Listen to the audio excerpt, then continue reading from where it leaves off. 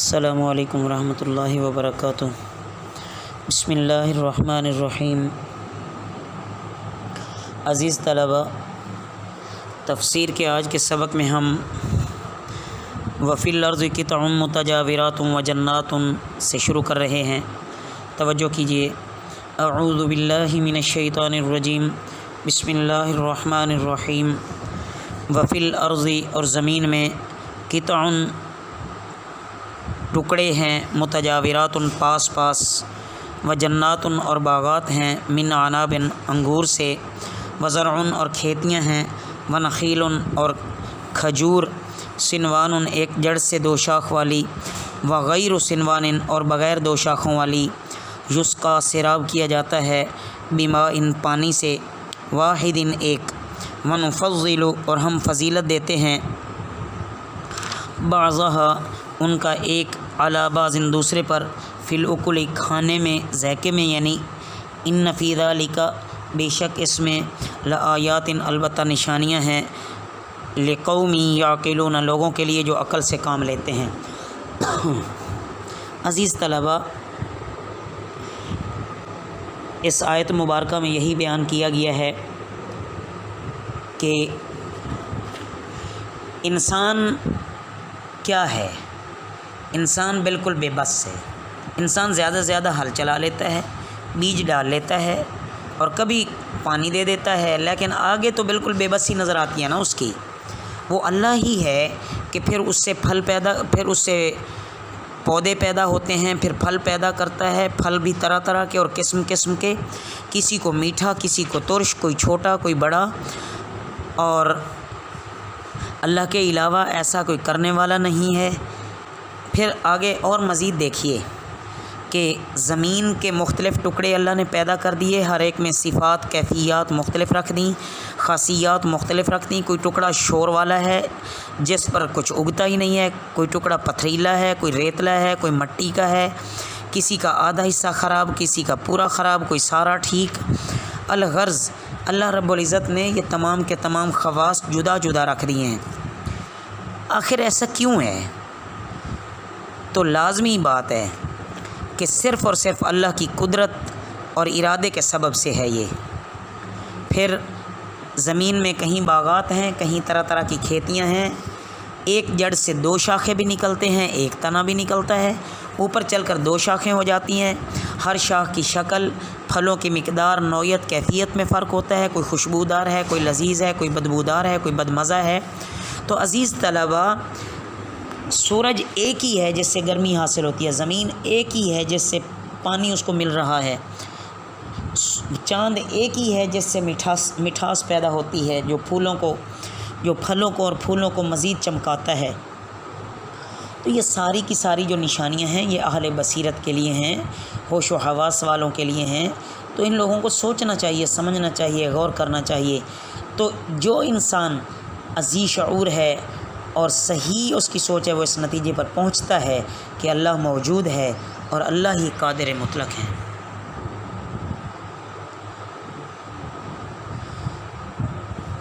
انسانوں کی طبیعتیں بھی اس کے بعد اللہ رب العزت نے مختلف رکھ دیں، سب کی اصل تو ایک ہی ہے، مگر خیر اور شر، ایمان اور کفر، یہ ساری چیزیں مختلف ہیں۔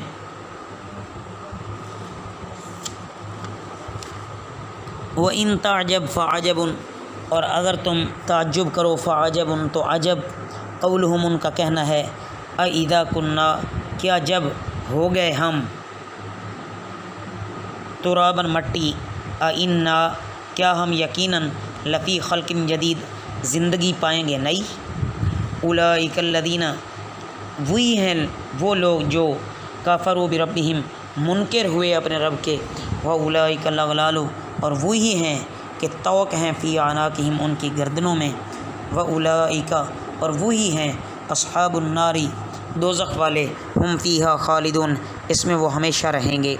وَيَسْتَعْجِلُونَكَ اور وہ تم سے جلدی مانگتے ہیں، بِالسَّيِّئَةِ عذاب یا برائی، قبل الحسنۃ رحمت سے پہلے، وقد خلت اور حالانکہ گزر چکی ہیں، من قبلہم ان سے پہلے، المثلات سزائیں، وَإِنَّ رَبَّكَ اور بے شک تمہارا رب لذو مغفرۃ البتہ مغفرت والا ہے للناس لوگوں کے لیے علی ظلمہم ان کے ظلم پر وَإِنَّ رَبَّكَ اور بے شک تمہارا رب لشدید العقاب البتہ سخت عذاب دینے والا ہے وَيَقُولُونَ اور وہ کہتے ہیں الذین کفروا جنہوں نے کفر کیا لولا انزل کیوں نہ اتری علیہ اس پر آیت کوئی نشانی من ربہ اس کے رب سے انما سوائے اس کے نہیں انت منذر تم ڈرانے والے ہو ولکل قوم ہاد اور ہر قوم کے لیے رہنمائی کرنے والا ہے۔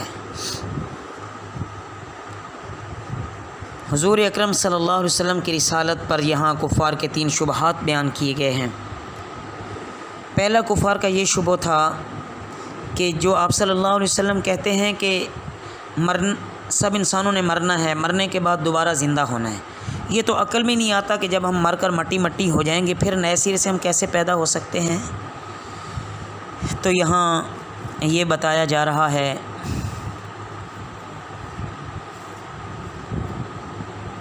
کہ اللہ رب العزت مخلوق کو عدم سے پیدا کر چکا ہے اور برابر پیدا کرتا آ رہا ہے، تو دوبارہ پیدا کرنا اور شکل دے دینا اللہ کے لیے کیا مشکل ہے۔ دوسرا شبہ کہ اگر آپ نبی ہیں تو وہ عذاب کیوں نہیں آتا جس کے بارے میں آپ ہمیں بتائے جا رہے ہیں۔ تو اللہ فرما رہے ہیں ان کو چاہیے کہ پہلے بہت سی قوموں پر عذاب آ چکے ہیں تو تم پر عذاب آنا کوئی مشکل بات نہیں ہے، مگر اللہ رب العزت عفو و درگزر سے کام لے رہے ہیں تو تمہیں چاہیے کہ تم راہ راست پہ آ جاؤ۔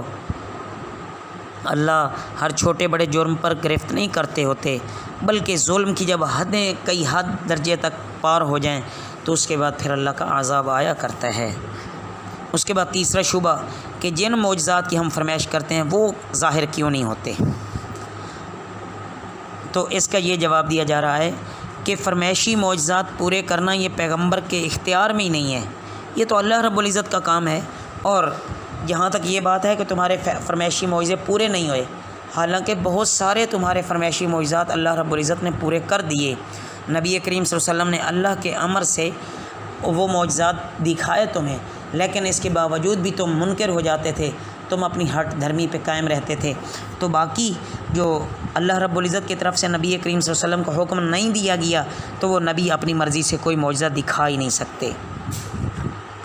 ہاں بس اللہ کی راہ دکھلانا ان کا کام تھا، توحید اور رسالت کا پرچار کرنا ان کا کام تھا، وہ انہوں نے کر دیا، وہی نبی کریم صلی اللہ علیہ وسلم کا کام ہے۔